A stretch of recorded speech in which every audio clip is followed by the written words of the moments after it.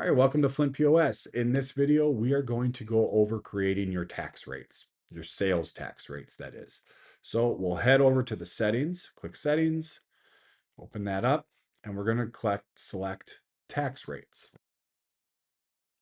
Now, I've already got some preset up here. I'll just remove those quick so we can set them up together and you can see how they work. So you can remove them just by clicking remove. Okay.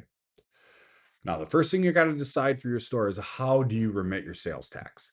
Do you do accrual accounting or cash accounting? I do cash accounting. I imagine most of us are going to do cash accounting, but you're going to select that right here. It's the first thing you select. And that just means that you pay the sales tax when you collect it, not beforehand. Okay. Now, the way that the Flint POS tax engine works is a little unique, and I think it's better than most systems. What it does is it builds the tax rate um, jurisdiction on top of jurisdiction. So you've got the state sales tax and whatever that might be. And then you have all the counties, and if they charge a sales tax or not, you have that on top of the state. And then you have the municipalities that might charge an additional sales tax on top of that. And that's how you build. And you might also have lots of other kind of regional sales tax that include multiple counties. So you can add those as well as so that way you make sure that you're charging the correct sales tax. And it's a really powerful tool once you have it set up. So let's set that up. We're going to start with my example. I'm in Wisconsin. I'm in Racine County. I'm right near Milwaukee County in the city of Milwaukee, so we'll use that as the example so you can see how the tax rate builds. All right, so we're going to start off by Wisconsin sales tax, and it's 5% in the state of Wisconsin. And we're going to type in the two-letter state identifier. That's it. You're done. Click Add Rate. And you're going to see it's added to the list. And it's easy to identify as a state sales tax. And now we're going to add a county sales tax. So we're going to add Milwaukee County sales tax. And Milwaukee County sales tax happens to be 9/10%. Well, not 9%, 9/10%. Now skip the state identifier. You've already got that done. You're going to put in the name of the county. Okay. And add the rate. Now you have a county tax rate. And we're going to do the city of Milwaukee sales tax. And the city of Milwaukee sales tax is 2%. So skip the state, skip the county. You're done with that. And now we're going to add the municipality. So we're going to add the name of it, Milwaukee. Add that tax rate. So you can see now we've got state, county, and municipality, and they stack. So when you type an address in for a delivery, it's going to use Google Maps to get the coordinates of that address. And then it uses the Census Bureau.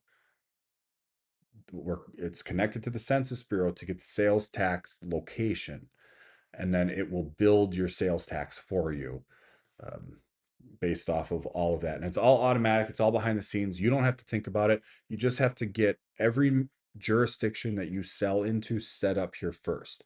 So if it's multiple states, get each state in there. If it's multiple counties, get every county in there. I like to put the counties around me. There's a few counties that don't have a sales tax. I put them in there anyway with a 0%. I like to have them because it shows you the stack in the cart. So I like to make sure everything is being charged correctly. It's super easy to tell. It's all visual.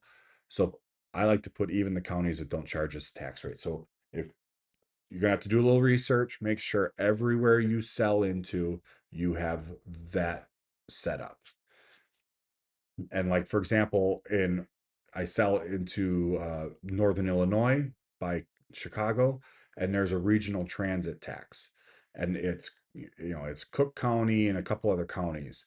So you would add something like that. You would add that as a county tax because the jurisdiction line is drawn by the counties. So if the delivery address is anywhere inside that 3-county jurisdiction, it will add that tax. So you would just make another county tax. So you might have the Cook County sales tax, and then you'd have the Cook County Regional Transit Authority sales tax. All right. All right, so that is your sales tax. It's that simple. I'm going to add Racine real quick so I can show you what it looks like.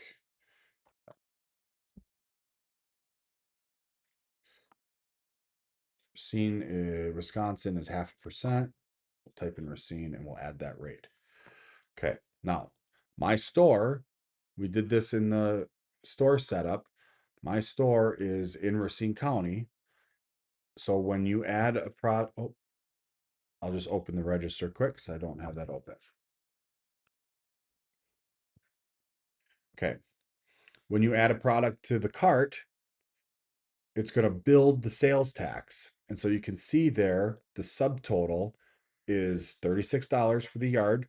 And then there's the state of Wisconsin sales tax and the Racine County sales tax added on, and you get your total. So that's really powerful. If this were a delivery order and you typed in the delivery address, it would show you what the sales tax you're going to collect for that delivery is. And so we're going to just charge this real quick so I can show you the reports for the sales tax.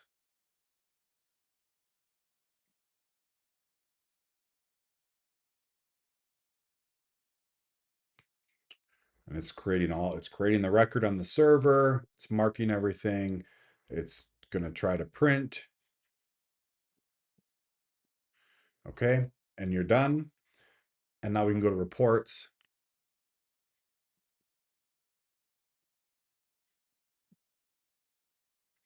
And you will go to tax summary.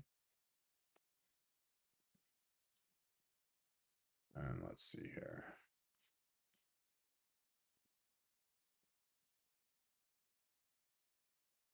Make sure we got the correct date range. Okay, so here's your tax summary, right?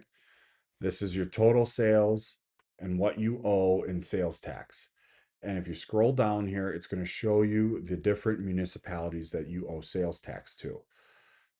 So it's going to give you your total sales tax and your due sales tax. And what's nice about this is if you have someone come in and they make a return and you give them their money back, it will count that against the sales tax. So the order record knows exactly what county it charged the sales tax for.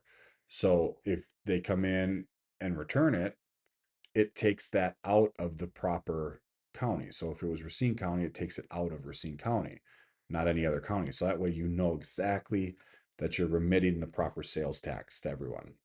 So super powerful.